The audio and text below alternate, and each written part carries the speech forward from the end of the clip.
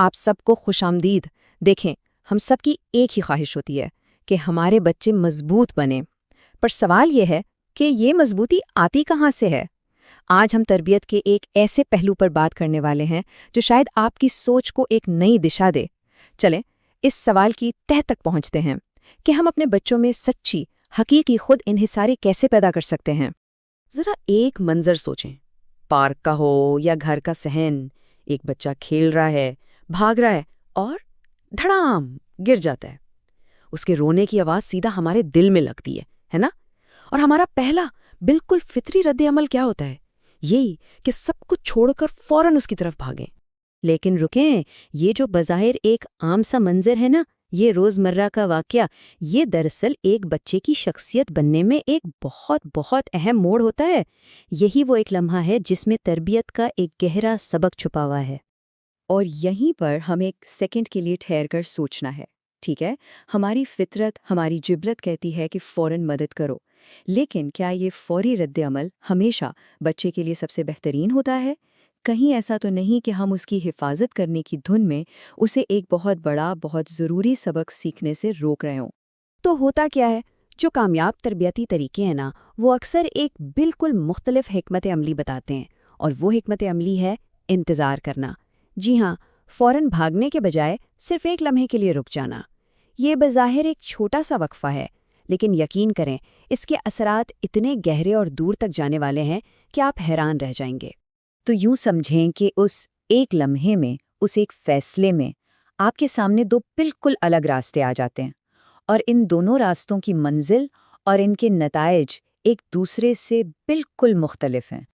اب ان دونوں راستوں کو دیکھتے ہیں۔ پہلا راستہ ہے فوری تسلی کا۔ اس پر چل کر بچہ لاشعوری طور پر کیا سیکھتا ہے؟ یہی کہ جب بھی کوئی مسئلہ ہوگا، کوئی نہ کوئی مجھے آ کر بچا لے گا۔ لیکن جو دوسرا راستہ ہے وہ ہے خود انحصاری کا۔ یہاں صرف چند سیکنڈ کا انتظار بچے کو ایک بہت طاقتور پیغام دیتا ہے۔ اس کے اندر سے آواز آتی ہے، ارے میں یہ خود کر سکتا ہوں۔ اور اصل کھیل یہی ہے، اصل کام بچے کے اندر ہو رہا ہوتا ہے۔ یہ کوئی باہر کی چیز نہیں ہے، یہ وہ اندر کا یقین ہے جو آہستہ آہستہ اس کی پوری شخصیت کی بنیاد بنتا ہے۔ یہ جو ایک سوچ ہے نا، میں اپنی مشکل سے خود نکل سکتا ہوں، بس یہی تو ہے حقیقی خود اعتمادی کی جڑ۔ جب ایک بچہ خود گر کر اپنے آپ اٹھتا ہے تو اس کے دماغ میں، اس کے دل میں یہ بات پکی ہو جاتی ہے، میں قابل ہوں، میں مضبوط ہوں، میں اپنی پریشانیوں کا سامنا خود کر سکتا ہوں۔ اور یہی وہ یقین ہے جو اس کی شخصیت کو تراشتا ہے۔ اور اسی چیز کو کہتے ہیں اصل تربیت۔ یہ کوئی کتابیں پڑھا دینا یا لمبے چوڑے لیکچر دینا نہیں ہے، نہیں، اصل تربیت کا مطلب ہے ایک ایسا ماحول بنانا جہاں بچہ خود کر کے سیکھے، خود تجربہ کرے کہ ہاں، مسائل کو حل کرنے کی طاقت میرے اپنے اندر ہی موجود ہے۔ اچھا، اب ذرا آگے چلتے ہیں اور دیکھتے ہیں کہ بچپن کی یہ چھوٹی چھوٹی سبق بڑے ہو کر زندگی کے آئینے میں کیسے نظر آتے ہیں، کیونکہ ان کا اثر صرف گھٹنوں پر لگی خراشوں تک نہیں رہتا، یہ بہت آگے تک جاتا ہے۔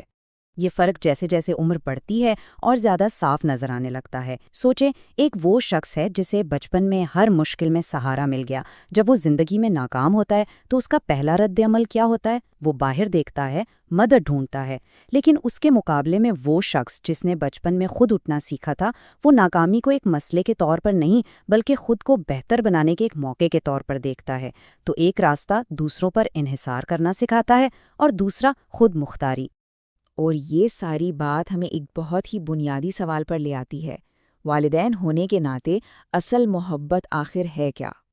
کیا محبت کا مطلب اپنے بچے کو ہر مشکل، ہر تکلیف سے بچا کر رکھنا ہے، یا محبت کچھ اور ہے؟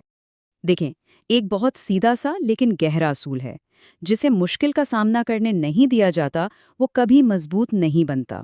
مضبوطی آرام کرنے سے نہیں آتی، یہ چیلنجز کا سامنا کرنے سے آتی ہے۔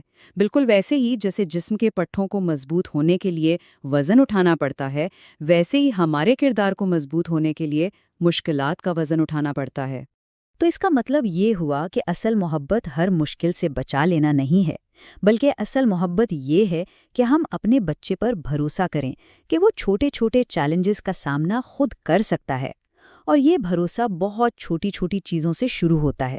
مثال کے طور پر اسے اپنے جوتے خود پہننے دینا، اپنا کھلونا خود سمیٹنے کے لیے کہنا یا اسے گلاس میں خود پانی ڈالنے کی کوشش کرنے دینا۔ یہی وہ بھروسہ ہے، یہی وہ اعتماد ہے جو اس کے اندر وہ طاقت پیدا کرتا ہے جو پھر ساری زندگی اس کا ساتھ دیتی ہے۔ تو آخر میں یہ سوال صرف بچے کے بارے میں نہیں ہے، یہ سوال ہمارے اپنے بارے میں ہے۔ اگلی بار جب کوئی بچہ گرے تو ہمارا رد عمل کیا ہوگا؟ کیا ہم بھاگ کر اسے اٹھا لیں گے یا ایک لمحہ ٹھہر کر اسے خود اٹھنے کا موقع دیں گے تاکہ وہ اندر سے مضبوط بنے؟ یہ فیصلہ ہمارا ہے۔